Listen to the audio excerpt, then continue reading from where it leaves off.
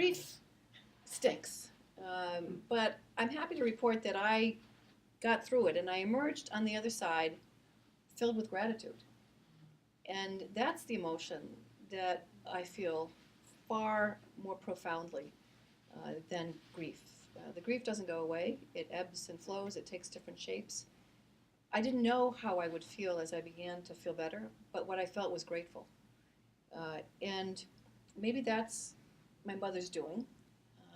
She chose quotes for her memorial card, and one of them was a quote from Thornton Wilder, and it is, "The highest tribute to the dead is not grief, but gratitude."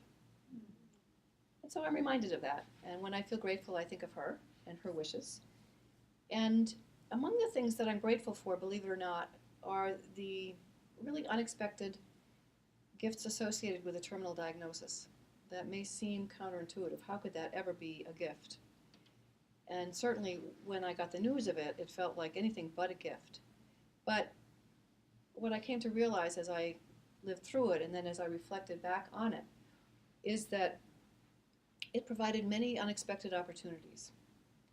Among them, the opportunity to eulogize a loved one while she was still with me. I wrote her obituary while she was alive.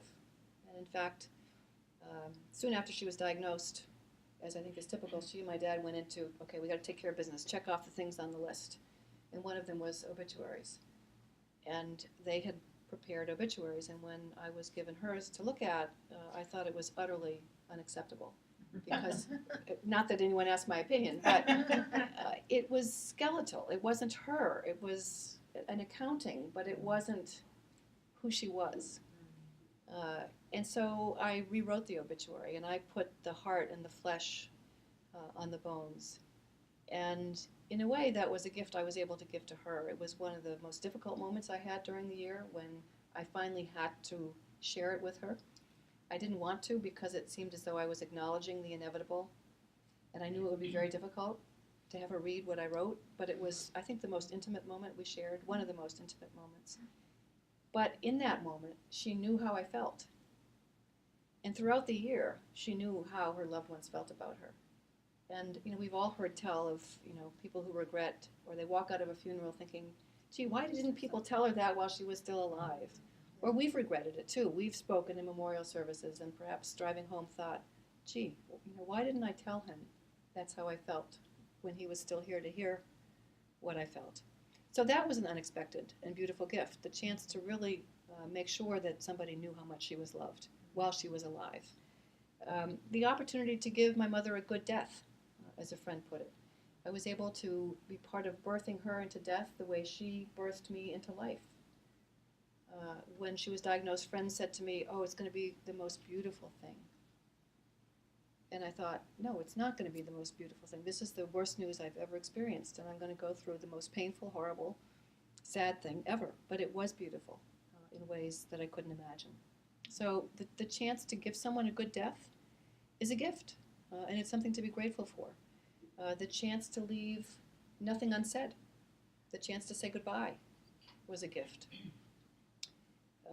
And the opportunity to look back and say, I have no regrets. That's a good thing. Perhaps it's of interest to you that 5 days before my mother, who was terminally ill for almost a year, died, we got a call from my husband Joe's mother letting him know that his father had had a massive stroke. And he was able to drive to the Cape, Labor Day Friday, and get there, Cape Cod Hospital, in time to join his mother and sister in the decision to take him off life support. So within the span of less than a week, we lost 2 parents. My 3 children lost 2 beloved grandparents. And we experienced 2 different kinds of death, which led to 2 different kinds of grief. My mother-in-law had a very different grief than my father had. She had not had a chance to say goodbye. There were things left unsaid. There were some regrets. Is either one better or worse? Is either one easier or more difficult? I don't know, because death and grief are difficult no matter how it's experienced. But from my perspective, I feel grateful that I was able to have that last year with my mother, as painful as it was, as excruciating as it can be to anticipate the end of a story. Another thing that I'm grateful for is to have been able to play the caregiver role without feeling that it was a burden. And I know that for many it is a burden. I was lucky that I am my own boss, so I didn't have to negotiate with, plead with a supervisor who didn't understand why I needed to spend time the way I was spending it. I was an empty nester. My youngest child went off to college that September that my mother was diagnosed. I didn't have young children who were pulling at my pant legs and demanding my attention all day long. That was lucky.